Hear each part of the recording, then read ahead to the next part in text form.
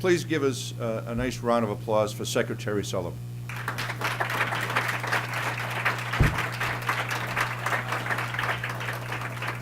You wanted a discussion. We're going to have a lot of discussion for the next 20 minutes because he did. I have to laugh because I have the great privilege of introducing the governor at a number of events, and he will always, the first words out of his mouth are always, the secretary just gave my entire speech. I have nothing left to say. So basically ditto, because he did just give my speech. So if you're tweeting, can you just hashtag ditto? That'll all work for me.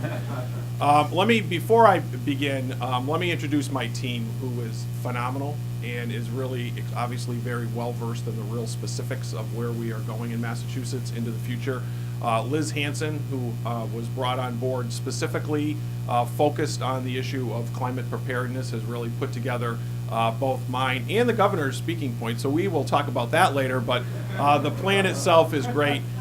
Bruce Carlisle is the director at CZM, Coastal Zone Management, which, quite honestly, just even a few years ago was probably a little part and a somewhat best kept secret part of the Secretariat. But as we move forward on climate preparedness, Bruce and his team are really going to be taking a real leadership role. And Kathy Baskin from the Executive Office does everything with us in terms of water policy.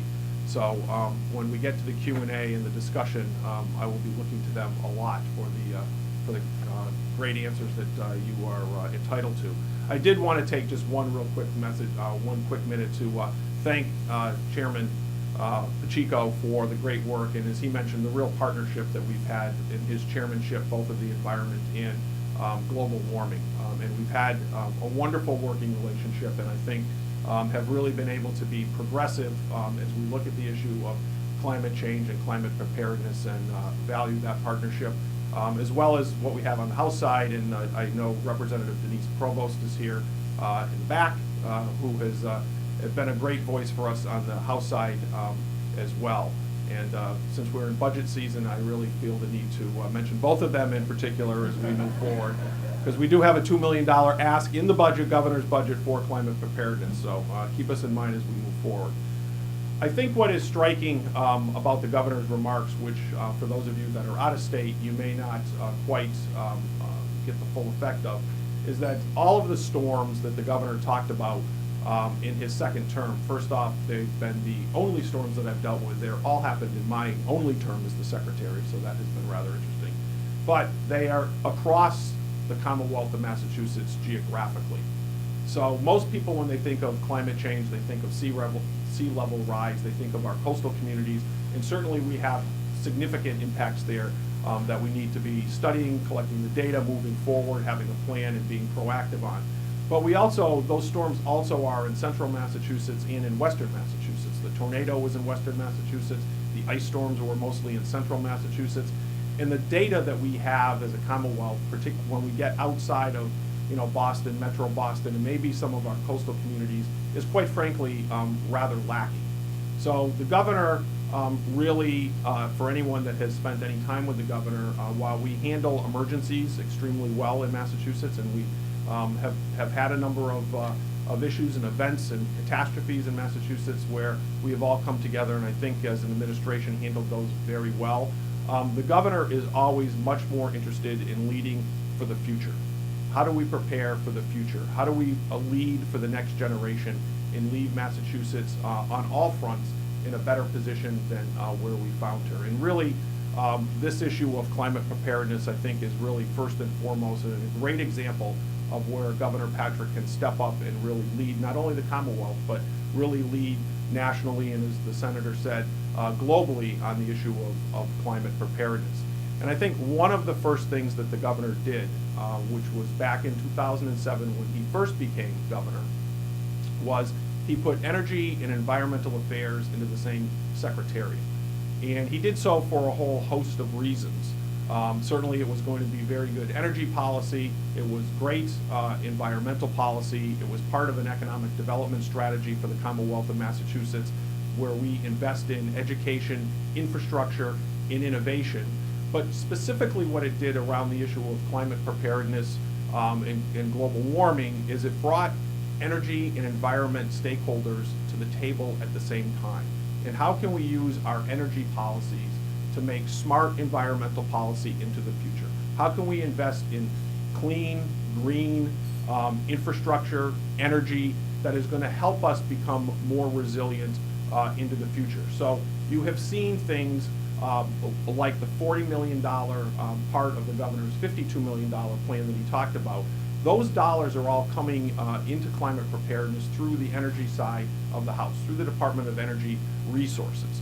And we can use clean, renewable energies to help us become more resilient. So we can go out to the municipalities and have the conversation with the cities and towns and the emergency management people about how we make their important structures in their cities and towns more resilient. How can we use solar? How can we use wind? How can we use combined heat and power operations to harden those resources?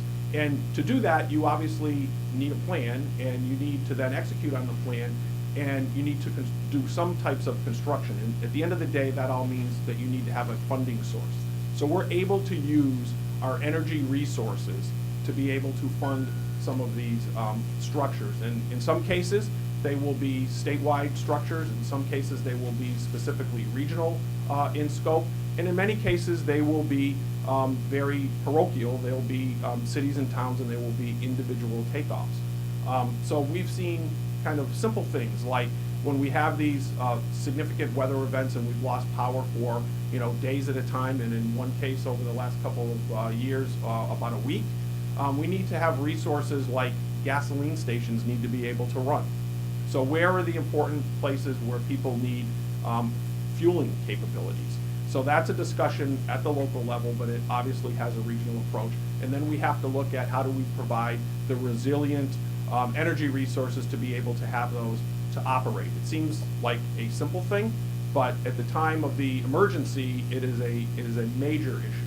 And I know many of the other states, whether it was during Sandy or other times, have had similar examples of things that are on the ground that are important that we need to be looking at. And there's a way to do that and make it more resilient, at the same time be consistent with our clean energy, renewable energy policies here in the Commonwealth of Massachusetts.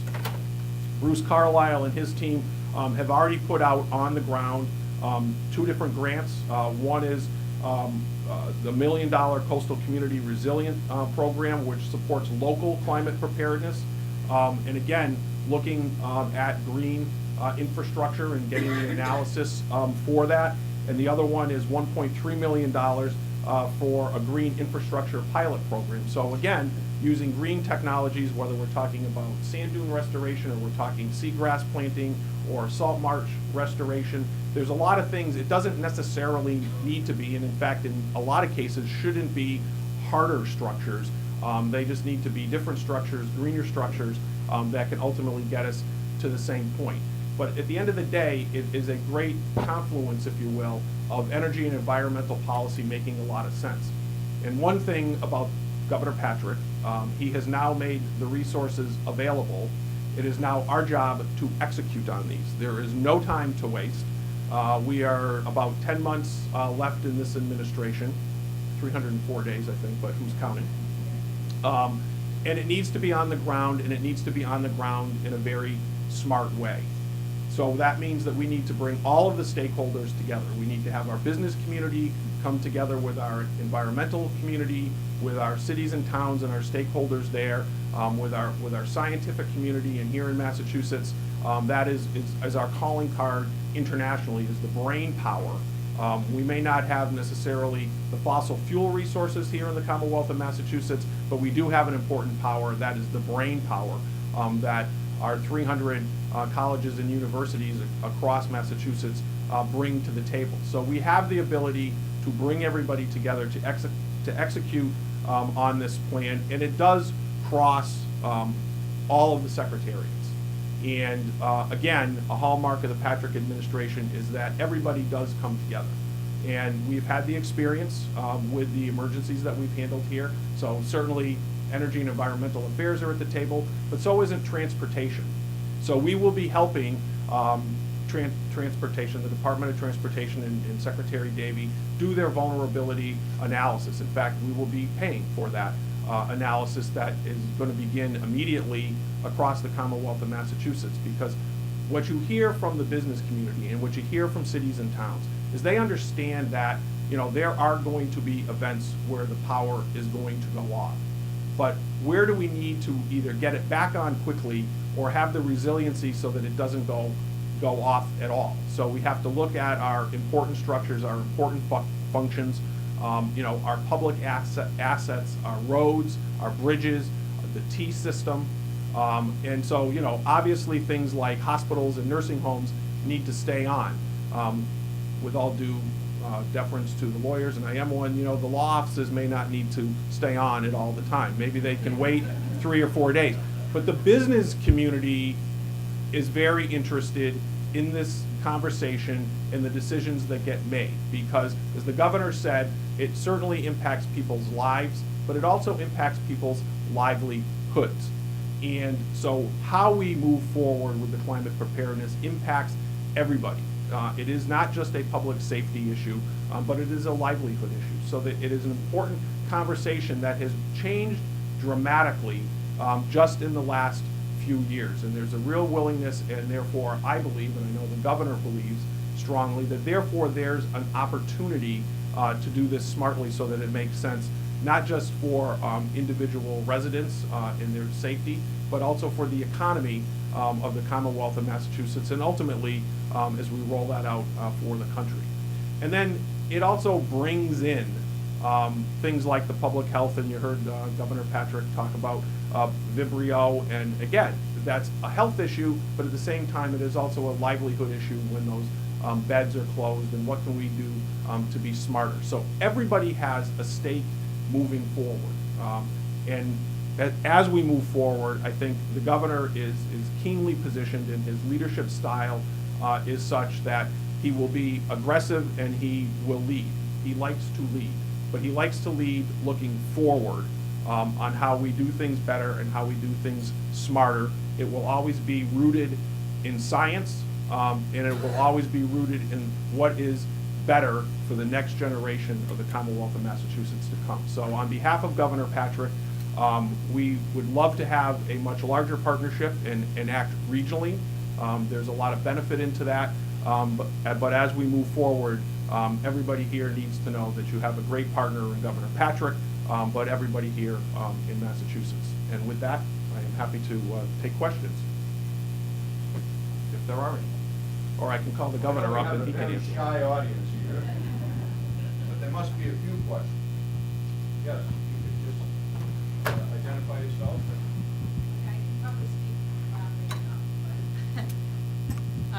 My name's Nancy Israel. I'm with Ceres, an NGO that familiar to you at least, but works with big business, big investors on mobilizing the capital markets for a sustainable future.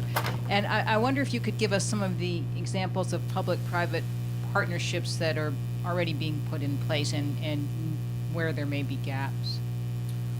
In terms of we actually have a growing relationship with the public utilities in Massachusetts, because again, this is perhaps a conversation that might not have happened a few years ago, or certainly even a decade ago, that maybe we have a real partnership that has to happen here. They've got the same interests in terms of keeping the power on.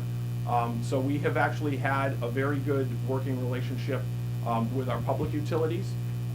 We have grown, I think, the partnerships with the solar industry and the wind industry, both on and offshore, with the transmission industry, in particular when you're talking about the energy side of the house. One of the things that I think didn't happen when you were talking about an environmental agency is there seemed to be this split between, good environmental policy means that you've got a really bad business climate, because the two just don't go together. They kind of are fighting with each other all the time. And I think that we have, in fact, proven that that is not correct. And going forward, it will be even more true that good environmental policy can and should be a good economic development policy as well. So whether we're talking about growing jobs in the sector, and we now have over 80,000 people in Massachusetts that work in the field of clean energy, for instance, 5,500 companies doing business here.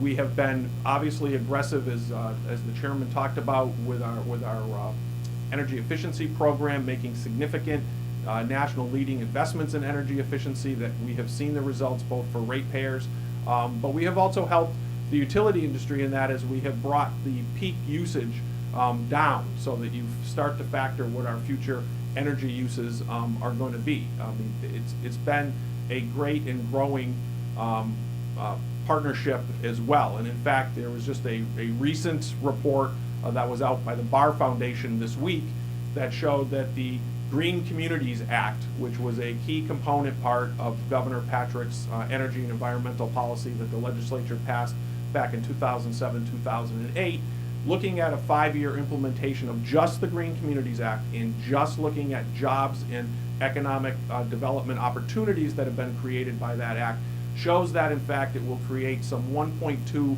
billion worth of economic opportunity. It's created the jobs that I just referenced, and it has been very good policy in Massachusetts. And you can read that report any way you want, but on a worst case scenario, it shows that good environmental policy, good clean energy policy, at least does not hurt your economic development policy, and in fact provides some benefit that's there. And the recent jobs report, both in the sector and statewide, show that Massachusetts, has had significant increase in the number of jobs, and in fact has had over 100,000 jobs created over the last 2 years, which is extremely significant and shows that the two can go together and make total sense. Mr. Secretary, just want to give the administration credit. NIAP also came to the table to support it. Well, I mean, you're right. I mean, so NIAP, the business community, has come forward on many parts of both policies and been extremely supportive. Our Clean Energy Council, which obviously is focused on clean energy, but is a business leader. At the end of the day, it's business that they have been first and foremost. And quite honestly, even AIM, which represents the larger industrial companies in Massachusetts, gave us credit and joined in the success of the energy policy, the energy legislation back in 2012. So, it works if it's done correctly. Yes. Joan Fitzgerald, I'm Dean of the School of Public Policy and Urban Affairs at Northeastern University. You mentioned several vulnerability analyses that you're going to do, Department of Transportation. Two-part question. Is there a protocol you're following based on what other states have done, or do you kind of have to develop this on your own as you're moving forward? And when you do this, are you doing it with respect to security as well, in terms of possible terrorist events, or just related to storms? I think the second part of your question is certainly anything with security these days is always first and foremost, and there's always an overlay or a lens of looking at that as well. And certainly bringing in the Department of Public Safety, they are always going to be looking at that. So as we're building these structures that are part of evacuation routes, and where how are people going to move if any type of an event happens? And I mean, obviously whether we're talking the Boston Marathon bombings or we're talking a weather event, if there has to be actions that are taken, in some cases they're very similar in terms of the response, if you will, of the public transportation or our hospital systems through the public health system. So there clearly will always have that lens, and I think moving forward, I think that is always going to be true. We certainly believe in best practices and not reinventing the wheel as part of your first question. So, we certainly will take lessons learned from New York, New Jersey, Connecticut, that certainly went through Sandy and how to move forward. We will most likely be working closely with a number of consultants that will be brought in that work in this field, and qualifying those experts. Their work in the field is obviously going to be important to us. But at the end of the day, and I referenced it quickly, Governor Patrick believes at the end of the day in the science or the data, and in the best practices, what works. So that is always going to be part of our equation moving forward. And we'll be doing a number of these. So the Department of Transportation is kind of an obvious one, but we're going to be looking at DCR as well, which is the agency that I headed before becoming the secretary, because DCR, kind of strangely, You know, it has the state park system, which everybody thinks about, but it also has the entire parkway system in Boston, Metro Boston, and actually has more road miles than the Massachusetts Turnpike. It has significant number of bridge assets within it. It has the wonderful opportunity of being in charge of the some 2,900 dams across the Commonwealth of Massachusetts, and many seawalls. So there's a lot of infrastructure, both coastal and otherwise. And the other thing that has to happen is they can't have two separate plans. They all have to, at the end of the day, marry up and make sense as a whole. So being open, cooperative, sharing the information is something that will be important moving forward. Representative.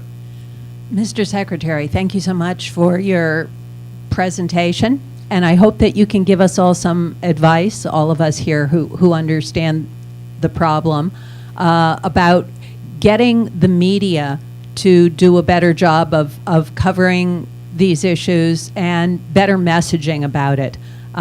Just as an example, I discovered most of my constituents don't know that Massachusetts has comprehensive climate change legislation. Many of my constituents believe that climate change is a myth.